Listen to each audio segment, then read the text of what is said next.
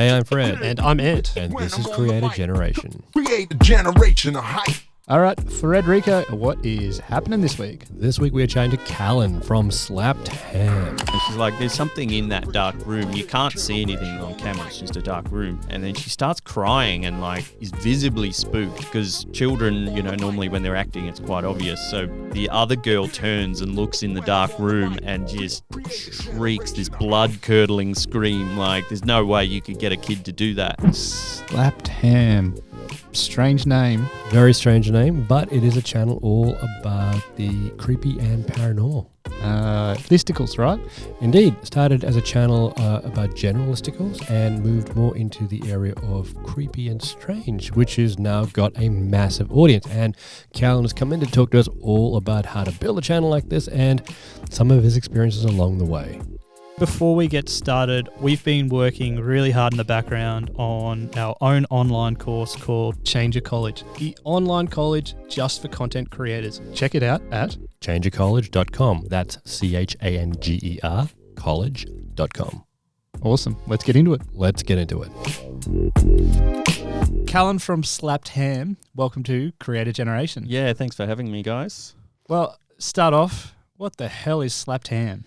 Slapped Ham. Hang on, whoa. What is Slapped Ham, the YouTube channel? So, I mean, yeah, we run a YouTube channel that is currently focused on paranormal stuff. The name kind of sideswipes everyone. There's no real reasoning behind the name. It's just an odd name that we actually just storyboard, like came up with a brainstorm.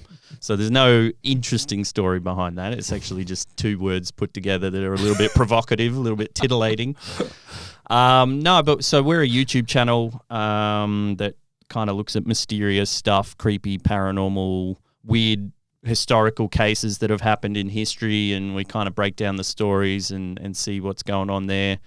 We look at weird photos, weird videos that are kind of gone viral, that are a little bit mysterious, a little bit spooky. They might have alleged ghosts in them and that sort of stuff. And then we sort of look at them and kind of evoke a creepy atmosphere around that. And, you know, we'll look at maybe 5 to 10 videos or photos at a time. And, that's where we're at the moment. Interesting. And that's a listicle channel though, right? Yeah, so we're a listicle channel. We've kind of moved away from that a little bit. I mean, we began in the beginning doing, you know, top 10 weirdest looking people, or, you know, the craziest cars in the world, and really general listicle stuff, science, gaming, history, that sort of stuff. And it was a little bit too broad, I think. For many years, we were kind of just throwing stuff out there that we found interesting in general. And then just a couple of years ago, we started really honing in on that strange stuff, the paranormal stuff. Because every time we did a video about like mysterious photos, real photos that shouldn't exist or whatever, like we saw a massive spike in viewership. And it took us a little while to kind of realize that, like, we would throw them out every now and then and it would do really well. And then we were like, well, what are we doing here? Like, why don't we just do that sort of stuff? And I mean, it's super interesting to research anyways, and really fun to write. So yeah, we've started in the last maybe year and a half, 2 years, really honing in on that creepy stuff. Good example of a channel that started one way and started to really understand what the audience wanted. Yeah. And then shaped it towards that. Absolutely, yeah. But I mean, are you particularly interested or passionate in the area of the paranormal or I mean, I was a fiend for X-Files back in the day. Yes. And Unsolved Mysteries with, what's his name, Warwick Moss. That sort of weird stuff always resonated with me as a kid. And then I guess it's sort of come full circle. We've come back to that. And as I said, it's fascinating to research and like trawl around the foul depths of the internet looking for this sort of weird stuff, you know. And at the moment, we're just coming from a, like, how good's this point of view? Like, this is super entertaining, and we just want to evoke that kind of visceral fear feeling for our audience. And what has been like the most popular area amongst that area of supernatural? Weird photos, for sure. Yeah. That was like one of our big viral videos in the beginning, like 10 real photos that shouldn't exist. Yeah. You know, like a photo of an old war veterans with a pterodactyl lying in I've front seen and that that sort one. of stuff. It's one of our really old ones. Can I ask about that one? Because, there's a big debate about, is that real? And Yeah. there's all these people. But what do Yeah. you think about that pterodactyl photo? I mean, it's really well done. Yeah. If it's doctored, whoever did it did a bang up job. I mean, it's just a fun story, and we try and kind of blow that up and look into that kind of mysterious aspect of it. We're not a debunking channel, so we don't zoom in and look at the pixels and see if someone's doctored it or not. We're just sort of there to have a good time, really. do you quickly want to explain to people what that photo is about? Yeah, so I think it was the Civil War in America, I believe. Several soldiers have taken a black and white photo with a pterodactyl lying at their feet, and they claim they shot it down during the war or something like that. And it's just gone bananas, and it's been one of those images that just since the internet started, it's just circled around. It's so funny because these kind of photos, I always tell myself, I'm not going to get into this. Then I see something somewhere, some link on some page. And I'm like, and then before you know it, you're like 10 layers in. You're like, wow, were dinosaurs really alive like a year ago? Like, you're not even the pterodactyl one, but other stories here, like about different Bigfoot spottings or dinosaurs in modern times. And that delightfully clickable. Yeah. Delightfully clickable. I like Works that. really well for you guys. Yeah. Do you guys ever, like in the researching part of it, do you ever sort of get a bit sidetracked in like trying to figure out whether or not whether or not it's legit or where it came from, like the story behind it, or you kind of like I mean, that's keep the blinkers on and this is just fun. That's the nature of working on YouTube too. You're just infinitely distracted. Like there's just rabbit holes just going left, right, and center. So you do have to kind of remain focused and okay, I'm looking at this one image. What stories are there? And a lot of the time with these photos, there's not a lot of information, which can be really hard for us to make it interesting. So we do try and look for more, more famous photos that have a little bit more meat to it. You know what I mean? Because there's an infinite amount of weird photos on the internet, but most of them, are obviously photoshopped or whatever. So we have to look for these kind of interesting historical photos that have a story behind them. Have you ever been like Scullied? Like you're talking about the X-Files, like have you become a convertee? Like Mulder's converted you to believe in the cause? Yeah. Yeah. Like I try and remain skeptical. Like, I don't know. I'm very kind of fairly grounded when it comes to this sort of stuff. And I don't know, I identify as agnostic. I'm not particularly religious. So it's interesting that I am in this space. But I mean, stuff comes up where you're like, okay, that one's a little bit more weirder than the other ones. Have you got any examples of particularly weird ones? I just did a voice this afternoon actually about one. It's about children who allegedly see ghosts on camera that adults can't. So it's one of those videos that really kind of makes you wonder like whether there is something else going on. It's two young girls like sitting at a small table and they're just like eating their play lunch or whatever, and they one of them starts pointing at a dark room like behind them, and she's progressively getting like more and more freaked out, and the mum's like what's wrong? And I think it's her sister's like laughing, and it's slowly, she's like, there's something in that dark room. You can't see anything on camera. It's just a dark room. And then she starts crying and like is visibly spooked because children, normally when they're acting, it's quite obvious. So she runs to her mum crying, and her sister's like laughing because she doesn't know what's going on. And the mum's trying to reassure the other daughter. And then the other girl turns and looks in the dark room and just shrieks this blood-curdling scream. Like there's no way you could get a kid to do that.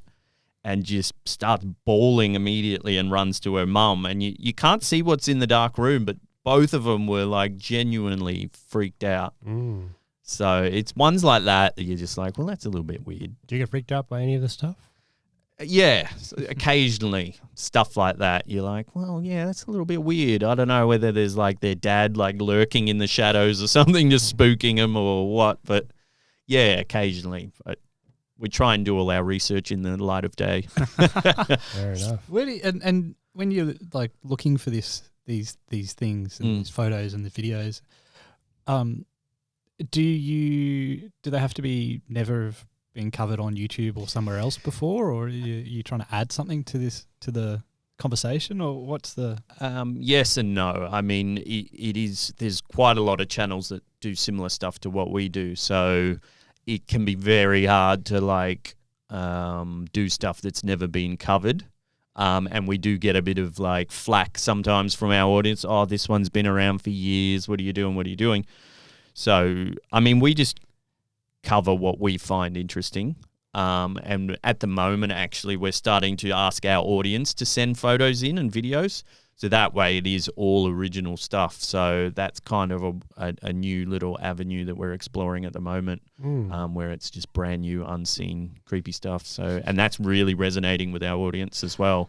And what's the biggest channel in this space? Probably looking at Chills, Top 15s and Chills. Top 15s has the same narrator. I'm pretty sure he's just... because Top 15 says it's narrated by Chills, and then Chills started his own channel.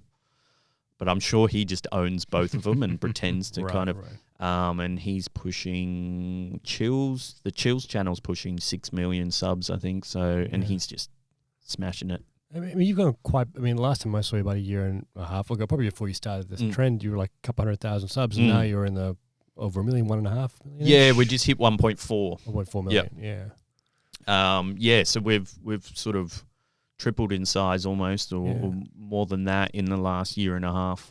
It's interesting with listicle channels. Sometimes it's hard to get a really avid fan base because it is, different lists and stuff like that. But have you found that your fans have now become more solid because you are specific around a theme? Yeah, absolutely. Yeah. They're really rallying around that kind of paranormal, freaky, creepy sort of banner, I guess. And we're seeing a really strong community form around that for sure. Yeah, we were just doing too much stuff, gaming, science, history, and each one of them is their own niche, so we were just a bit hit and miss, and we're appealing to maybe, 5-10 different types of viewer. And now we're just trying to hit that one type of viewer over and over and seeing some success with it. Right. Okay. I know you said you saw that the reactions and the views were much greater for the sort of creepy paranormal sort of area. Was that purely the reason why you guys went down that path, or was it also like the one you enjoyed making the most out of all the? Yeah, I mean, yes to both those things. We sort of just started going where the audience wanted to go. But it took us a long time. Like we were just sort of blind to it we would just keep going back to kind of whimsical stuff that we liked doing at that time. But then just finally we were like, but this is what people want to see. Like, and yeah, don't get me wrong, it's amazing to research. So it sort of ticks both those boxes. So why not? I want to ask you about, like, shift gears a little bit, but in terms of still talking about the creepy and paranormal stuff, how does that fit and work for you guys on YouTube? Because there's a bunch of creators that I know directly, but also have heard that they find it really hard with horror and sort of more scary type of content, either like getting viewed or getting it or maintaining it to be monetized, or finding the audiences on the platform. Is that something you guys have come across at all? Yeah, I mean, it's an ongoing battle, finding that balance of maintaining monetization and not going too far beyond the community guidelines, the advertising guidelines. I think we've hit a pretty comfortable rhythm. I think some channels in the space want to go that little bit more extreme for the, the titillating effect, I guess, like to bring people in with the gore and the sensationalism of it all. Where we just bring it back a notch and go a little more family friendly to get a wider audience into it and to fit within those guidelines, because it can be very, very hard. Occasionally we'll get something demonetized, and then upon review, you can submit it and someone reviews it and they say, upon review, no, there'll be no ads running on this video. And it can be very frustrating, particularly when we think we've hit all the right, boxes, and we don't think it goes too far and we don't get that feedback. It can be a little frustrating. So it's it's just a constant thing that we're balancing. And are you always conscious of that? Are you like when you're creating your videos, are you thinking, here's the story and this is what we want to cover, and this is how it's going to fit within the guidelines of YouTube? We're pretty conscious of it, particularly just the community guidelines, because in this space there is a lot of weird stuff, a lot of gory stuff that we just can't cover. A lot of strange photos that have really interesting stories behind them, but they're just too gory, just too extreme for YouTube in its current state. So we are pretty conscious of who our audience is and fitting in that niche. Yeah. Okay, let's take a step back. So when you decided you wanted to start a channel, what brought you into the realm of YouTubing? Like, why did you want to do this in the first place? Yeah, funnily enough, Danger Dolan, Really? Right. which I listened to his podcast this morning when I was at the gym with you guys. Awesome. Yeah, it was amazing, really informative. Mainly on our part, our talent. Yeah, right? yeah, That's what you were yeah. saying. Yeah, you were, Why, thank you. you were extracting the goodness wisdom from in him. your eyes. Yeah. No, funnily enough, so it's a bit of a strange old story. I used to date his sister for many, many years before, like even before he got into YouTube. So we dated for 8 or 9 years, and sort of halfway through that, he started getting into YouTube and doing all his, gaming and different channels he was doing. And so I've got a degree in creative writing, and all through that degree, my lecturers and tutors and that were like, it's really hard to make a career out of creative writing, like, and it wasn't the most motivating thing, you're spending all this money, 4 years in a degree. I think a lot of people that go through this education system have a similar story, and it's a little bit demotivating. So I graduated, and then I saw Dolan, playing around on YouTube, and he walked in one day and just like blurted out the numbers he's getting, millions of viewers, crazy growth. And I was like, wow, okay. There's definitely something in that I could harness my creative writing ability for sure. So literally the next day I went and bought a cheap microphone off eBay, and I told my brother about it, all this success that Dolan was having, and we were like, okay, like, what could we do, And so we kind of mimicked what he was doing early on with that listicle sort of format, but we were just woeful.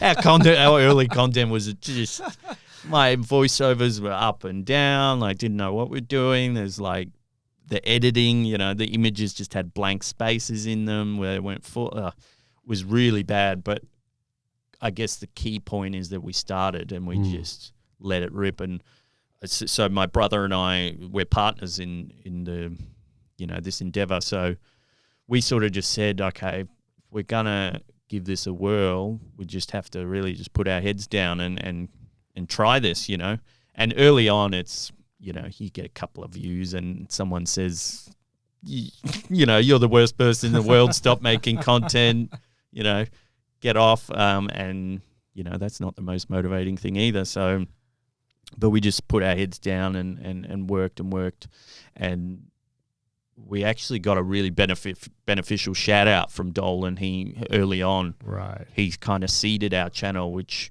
is quite unusual for someone to get such a big shout out so early on. So we were really lucky in that space. So we kind of missed out on that like 0 to 100 grind or 0 to 1,000 grind. We hit our grind much later, actually. Like we kind of had some strong growth in the beginning, found an audience, which was fun, that you could, banter with and comment and make content for them, which was motivating.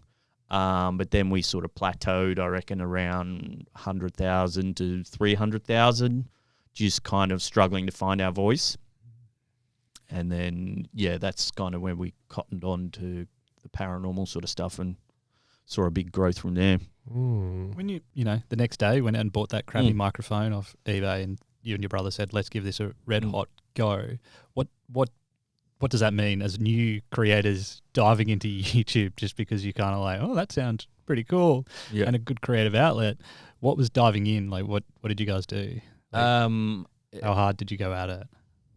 yeah, we said, all right, if it's gonna work, we have to do this like close to full time sort of thing. So we let it rip pretty hard pretty early, which might be quite unusual for people.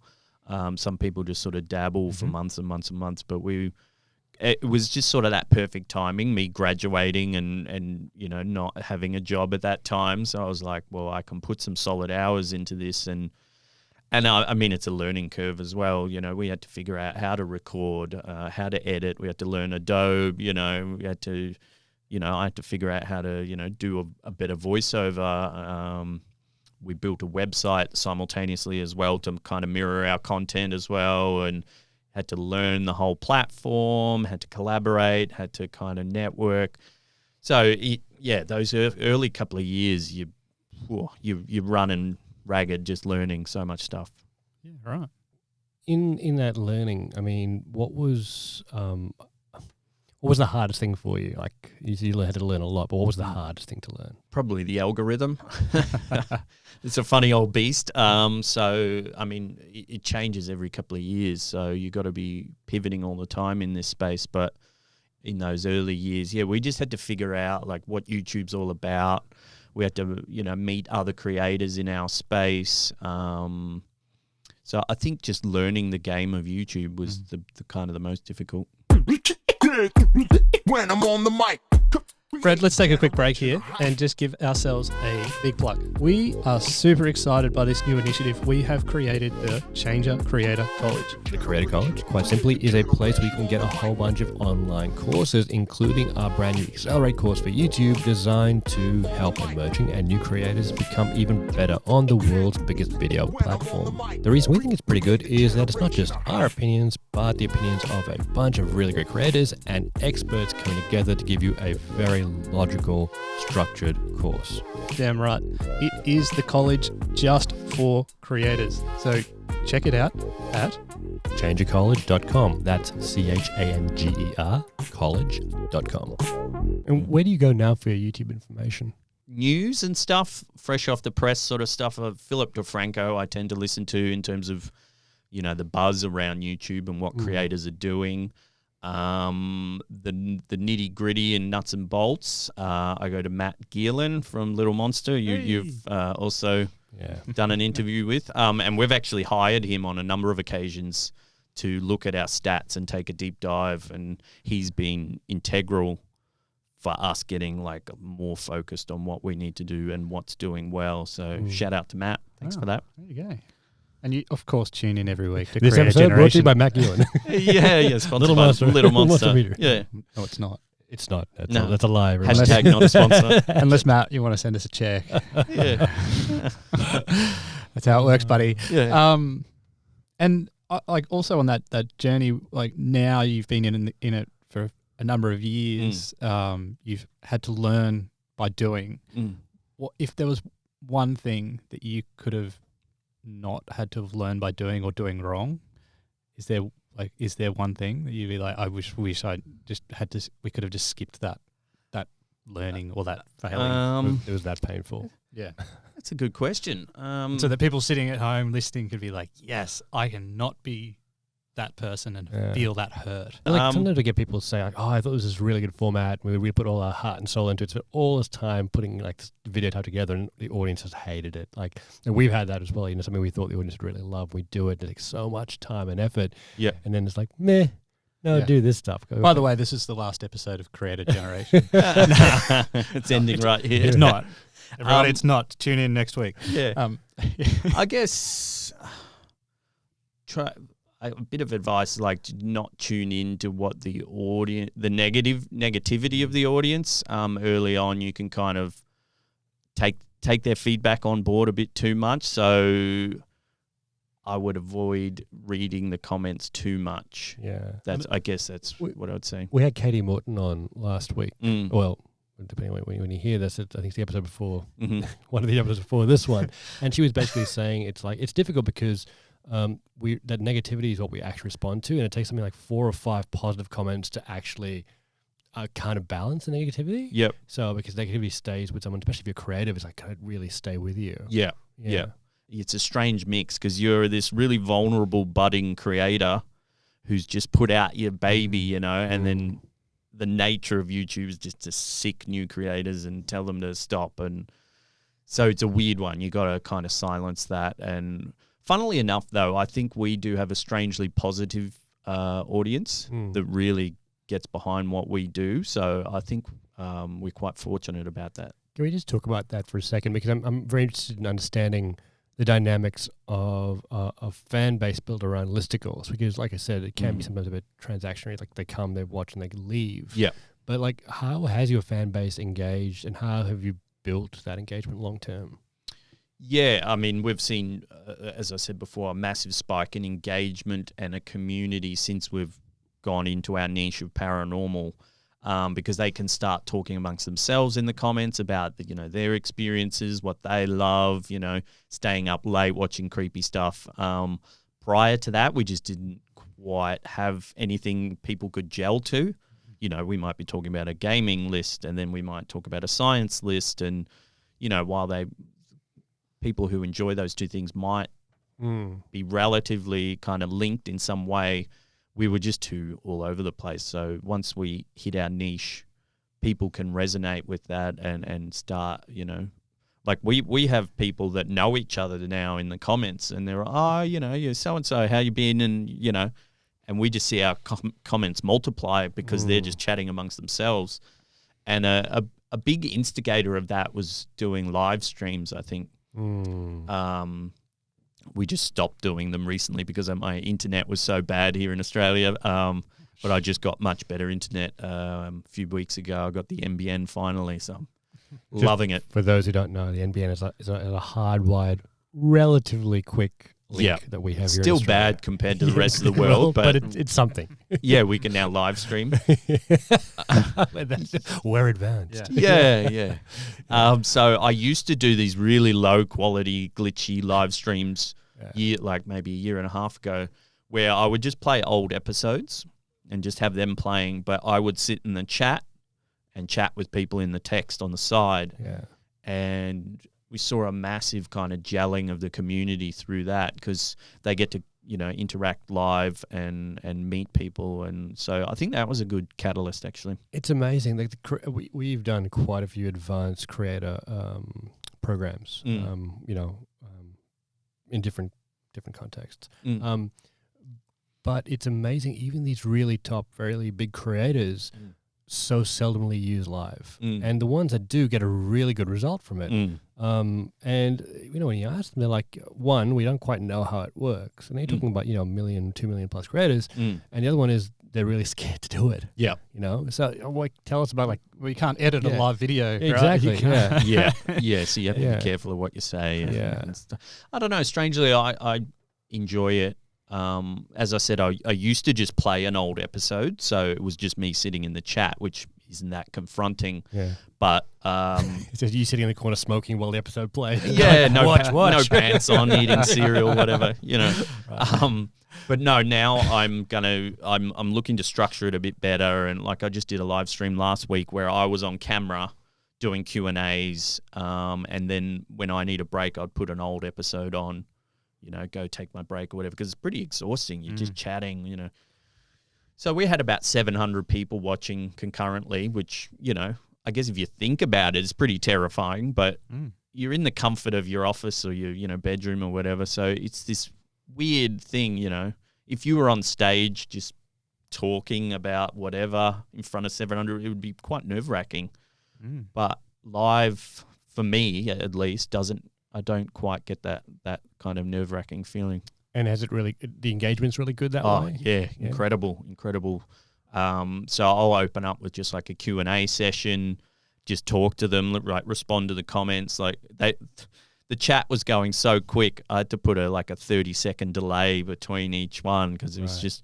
So then, I'll just riff off the chat, see what people are up to, kind of just update them about the channel, what we've been doing, and then open up a proper Q&A, and I'll say, just leave your questions, whatever. And then anyone who drops a super chat, so that's like, when they donate and a little color comes up and they can leave a message, I'll try and give them more time, you know, make them feel a little bit more special or whatever, and respond to their comments, because obviously they've taken the time to donate to your channel as a you know, viewer. So I'll give them a little bit more attention. And yeah, we saw a huge influx in super chats. So it's looking like that could be a nice little extra revenue stream now. We're looking at doing live streams maybe once a month now. I don't want to overdo it, you know, if I'm just talking about the same stuff every week, you know. So I'll keep it to once a month, I think. Just so people know, like, can understand, is it Q&A and you're talking about you as a creator, or are you talking about the paranormal? Like, what's both. Yeah, okay. Yeah, no, I leave it up to the audience, whatever they might want to know about me personally. And I'm happy to divulge quite a lot, I guess, you know, fairly open. And then a lot of stuff about the channel. They might be like, oh, have you seen this photo? Have you seen this video? And we'll chat about it. So, yeah, both. Yeah, cool. Good opportunity to start talking about sort of monetization. It's a pretty popular topic. When we every time we get interviewed or someone chats to us, especially old school, like, oh, where's the money in that? I mean, we say, look, we look at YouTubers as creative entrepreneurs, not just YouTubers who try to chase the ad revenue. There's lots of different ways to make money. And you've identified already a couple. Do you want to, as far as you're comfortable talking about it, what is your sort of monetization plan look like generally? Yeah, I mean... Your revenue plan. Yeah, because like you said, a lot of people don't understand how the game works. A lot of people think I'm just on the dole or something, on Centrelink, you know. They look at me and they're like, do you make money out of what you do? Like, you know, real suspiciously. Yeah, like homeless people giving you money. Here you go, buddy. It's okay. You're okay. And like, you know, even like distant family will be like, so what do you do? Like, and how do you make? And I explain it, and then they still don't quite get it. So yeah, I mean, ad revenue is a massive part of what we do. Still, like maybe 90% of our nest egg is ad revenue, which I'm very aware of. All our eggs are in that basket at this stage. So we're looking to diversify more in terms of, like, you know, different ways on YouTube that we can make money. You know, super chats. We're gonna launch memberships in the next couple of weeks. We're already on Patreon, which we don't push to all that much. So we just get kind of a gentle trickle of people who want to, you know, really strong fans that want to, you know, support what we do. They'll get involved with Patreon and that sort of stuff. But yeah, it's a fine balance. And like you said, it's a mix of entrepreneurial skills, which I love, which really resonates with me. I have to work for myself, and that's something I've just realized recently. I really resonate as being an entrepreneur. My early 20s, I got fired from pretty much every job I've ever had, you know, and I thought I was a bit of a doofus, you know. I was like, what's going on here? Like, most of my friends, you know, they have their office jobs and they go and do their 9 to 5 and that, and I just thought maybe something was wrong, but then I figured out that maybe there is something wrong. But I figured out I had to steer my own ship, you know. I had to be my own sort of captain, so to speak. So I really resonate with just running my own business these days. And it has to be that way now. I've tasted that entrepreneurial, you know, being on your own steam. And yeah, I love it. Hell yeah. Yeah. Do you when people ask you, what do you do? Do you tell them, what do you tell them? Do you say you're a YouTuber? It varies on who's asking. Yeah, I'll say I'm a YouTuber, or I'll say I make online video, or because we're a company now, so I say I run an online media company, and for the older generation, that satiates their, you know, oh, okay, is there something online I don't quite get? Younger people, I'll say, oh, I'm a YouTuber or whatever. So when you say slapped ham, do they like? Yeah. Wait a minute. Because when I remember I was talking to the editor before we were filming this, and they go, oh, you know, like slapped ham. They're like, what is that channel about? It's like he actually stopped doing. He's like curious for the first time. What is that actually about? No. In hindsight, I mean, it's an odd name, and in hindsight, maybe we would do something. But it piques interest. It's a bit more provocative too. It used to be like a little pig picture, but now it's got like the ear and head outline, right? And neon kind Yeah. of look to it. So it's even more like, oh, Yeah, because interesting. we used to have a little animated pig. That's kind of where we were in the beginning. We do little animations to start our listicle stuff. So we've come a long way from that. But yeah, the name because I like in the middle of kind of getting it all together. I used to Uber, kind of and make ends meet, and I'd tell some people I'm online video. It's called Slaptat, and they'd be like, "Okay, that's interesting." Yeah, get a few sideways looks, but You would have gotten a few subscribers out of that. I yeah, reckon. yeah. Well, No, it's legitimate. I swear. Speaking of Uber driver YouTubers, shout out to Darren Levy official. He's a I've seen Uber tuber. I saw the heading of YouTuber. that podcast you Yeah. did. Yeah, it's interesting. But he's It is a good one. Yeah. he got to 500,000. Like, just speaking of like labeling yourself as what you do as a YouTuber or whatever, he was like, just shy of 500,000 YouTube subscribers. He's like, yeah, I'm a Uber driver who makes YouTube videos, but he drives Uber so that to make the content of it. It's like, dude, you're a YouTuber. Yeah, you're a YouTuber now. But at the same time, I can't remember if it was Kat and Haley from Beauty News or some and there's a bunch of other YouTube creators we know who are full time creators, and they're like, yeah, if people ask us what we do, we've got like a backup boring job that people already know, because they don't want to have the conversation. Or like the next question they know is, how do you make money out of that? yeah, It's crazy. I mean, you sent me that survey, right? And it it identified the 3 countries. It was like the US and UK and China, and like what was the top job kids wanted to be. And it's US and UK, it's YouTuber, right? yeah. China's still astronaut, because they don't have YouTube now, but it's but it was really fascinating. It was like that is a popular thing, and it's soon it'll become like you can actually be a YouTuber. It's like a proper creative, and it is a proper creative endeavor, but it'll become more accepted generally because people understand it better. I mean, even when we try to explain to people what we do, working with the best creators in the world to make them better, they're like, what does that mean? I know we work at Google and governments and stuff like that to do these events, and that's a little bit easier to explain, but it is hard as a YouTuber, really. Yeah. But the kids love it, it's a thing, and it's gonna be a thing, and it just gets bigger. And you look at the stats, like however many people are flocking to YouTube year on year on year, and it's just going up. It's crazy. We do sometimes we do events at schools because it's becoming more popular. All these kids love YouTube, so schools want to sort of get amongst it. So we get asked to come out to schools and do the stuff, and it's amazing talking to groups of early teens and seeing their response is so different. It's like they so intrinsically understand what you're talking about. And when you start talking about it as a viable option as a career, they're like completely enthralled. Yeah, they're like, I can't believe this is actually something I can I wanted to do it, but now it's going to be like a career. By the time I get to uni or college, it's going to be a career pathway. Yeah. I mean, because there's a lot of mystery still. Yeah. Even with kids who consume YouTube, they probably don't know how to make that step from viewer to creator. So the stuff you guys are doing is good idea for sure. I want to ask, you did the creative writing at uni at college. And is this going to become about witchcraft that you've done at No. college as well? No. Because We'll talk about that later. You're going to start The occult. Whole nother podcast. Yes. Let me tell you what I study. No. No one needs to hear about that. It's got nothing to do You with mentioned it in like every podcast. once with Shad from Shadiversity. Check that one out if you want to hear about my witchcraft and demonology. But like you have used that training, but not in the way probably anyone expected. No. What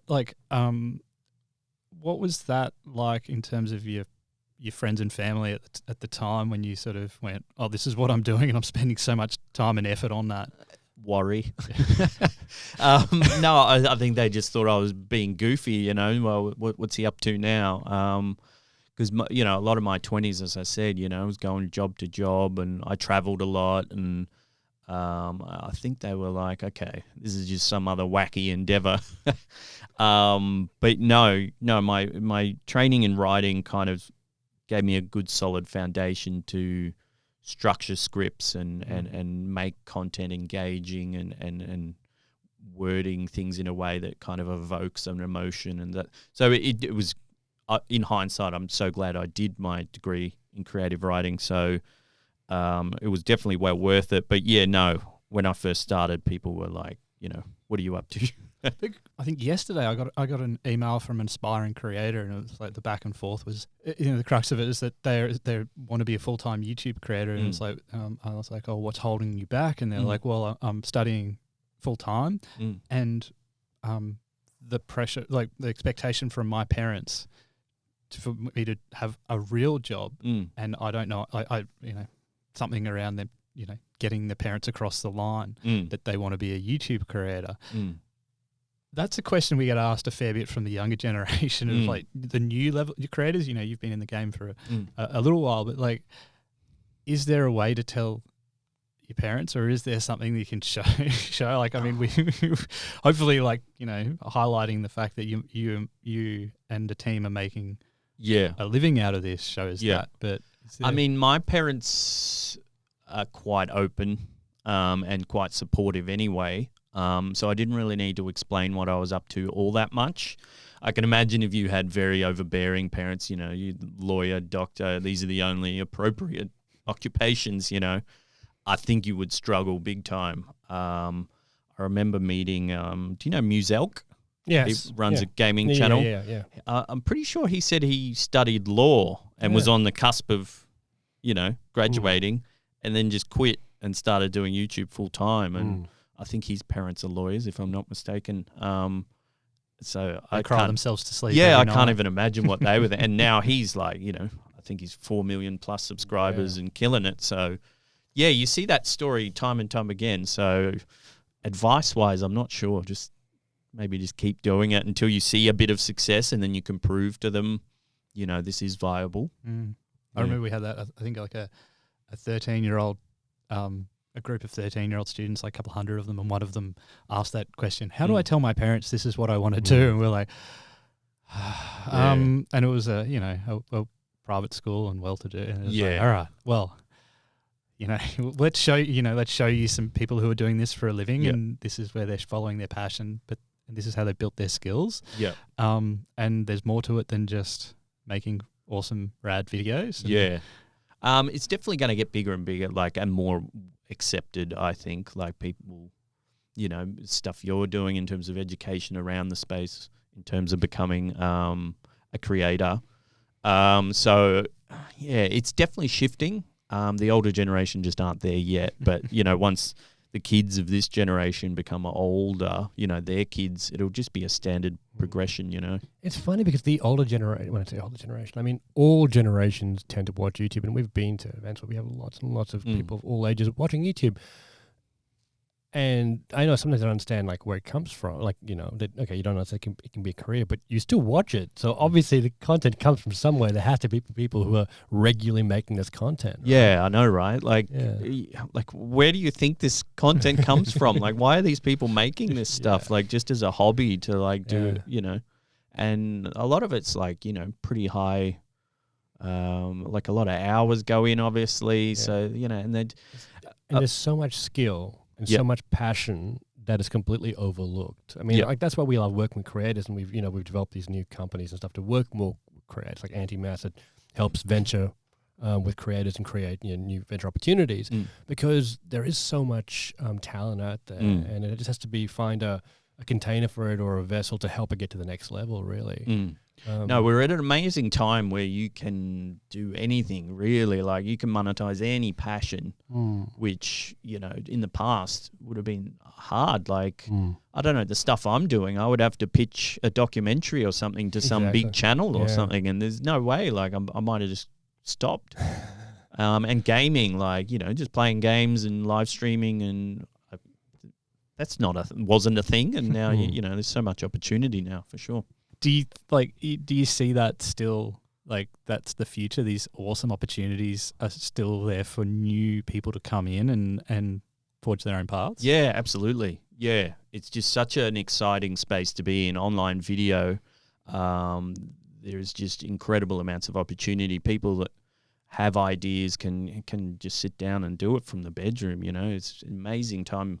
And we're starting to see a lot of interesting stuff coming out, in terms of the blockchain and stuff. There's a lot of Bitcoin kind of based streaming services and stuff like that are flipping the game on its head a bit and getting rid of the advertising model, and it's all kind of community driven.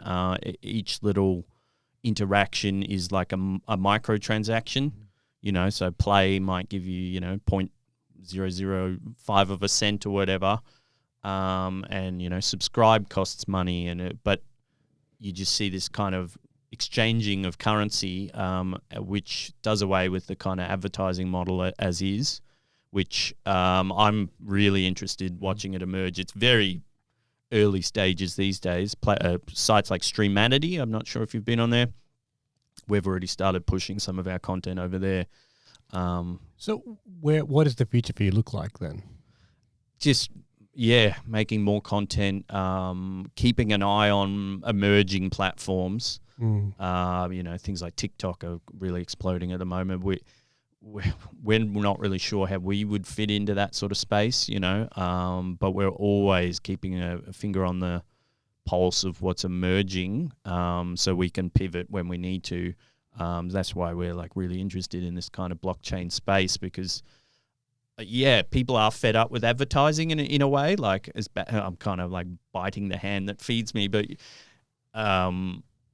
it's a strange model because the audience hates advertising. They don't want to sit through, ads, and they're constantly saying, they just want the content for free. It's kind of like what I was saying before. I think the audience is becoming a bit complacent and just they don't think about where this content comes from. Like creators are, they're working hard and they deserve to make money off what they do. So you kind of have to appease. It's that fine line of, having advertising in between to make a living off it. That's why this space is really interesting, does away with that and has the community funding it instead, which is awesome. What about in the future in terms of the types of content? I think we'll stick with what we're doing at this stage because it's working really well and we're building a really strong community around that kind of paranormal, creepy stuff. But I'm always open to pivoting. I'm quite a creative person. I would love to. I think I have a children's book in me, so I'm thinking of doing maybe like a creepy children's book, which I think would be really fun. I haven't really seen anything like that. I'd have to find the right, rhythm, the right balance. Obviously, you can't make it too creepy to scare the kids. But I think I've got something like that in me, which I could then, sell through the channel and that sort of stuff. Nice. That's cool. Yeah, I did want to ask you, there was something that was in the back of my mind about, do you guys have any strategies around like spikes in Halloween or like pop culture and movies that are coming out? Do you either see a spike or lean into those? Yeah, I mean, now that the majority of our content is niched towards creepy stuff, we do see spikes around this time as we gear towards Halloween. We create playlists called, Creepy Halloween playlist, Spooky Halloween playlist, and try and hit those key terms. So definitely, you can build off that kind of tentpole sort of content. Yeah, awesome. Yeah. Anything else your fans would enjoy? Want to know about? We're looking to do a charity live stream next month for Halloween. Okay. So we'll be live on YouTube doing all kinds of fun stuff, playing some creepy games, doing a Q&A. And we haven't quite found the charity we want to support yet, but it'll be all donations coming in. We'll put 100% into a charity that we're yet to decide upon, but that's cool. That's awesome. So all listeners out there, pay attention to that. Yeah. Check out Slapped Ham Halloween live stream going to charity. So actually, I think that'll be fun. Wonderful. Indeed. Now for Ant's question of the day. One good question, Ant. Would you like to eat the last cookie? That was a terrible question. That's a pretty good cook. We got one It cookie. was magnificent with that sound at the end. I only did that so I could use that sound. It's like the saddest cookie just left sitting in a bowl on its own. I brought in 6 cookies. There's one left. I'll eat it. I've eaten cookies, but I don't know if anyone else has, so I'm a bit worried. I'll do a little anyone else have ASMR, like eating nectar. It's really buttery and soft and it's delicious. It is. It's quite Oh my God. I like it. Excellent. Okay. What I do want to ask you is, while you've got a mouthful of delicious chocolate cookie, Go ahead.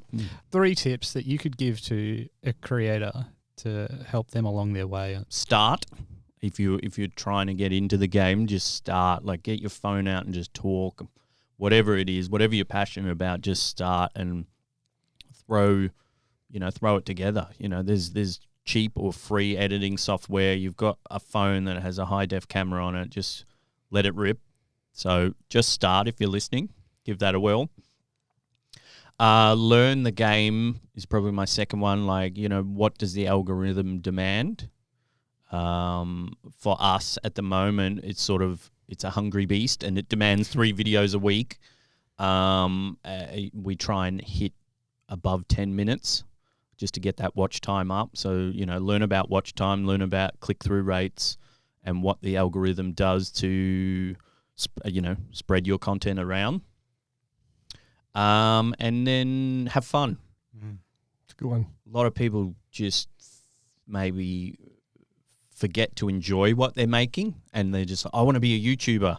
If you're not enjoying what you're making, you're going to burn out and you're just going to disappear. So have fun, play around with it, find your voice, and then that's when it really starts being an amazing career. That is killer advice. It is. Yeah, we're going to keep telling people that as well. All right. That was good advice.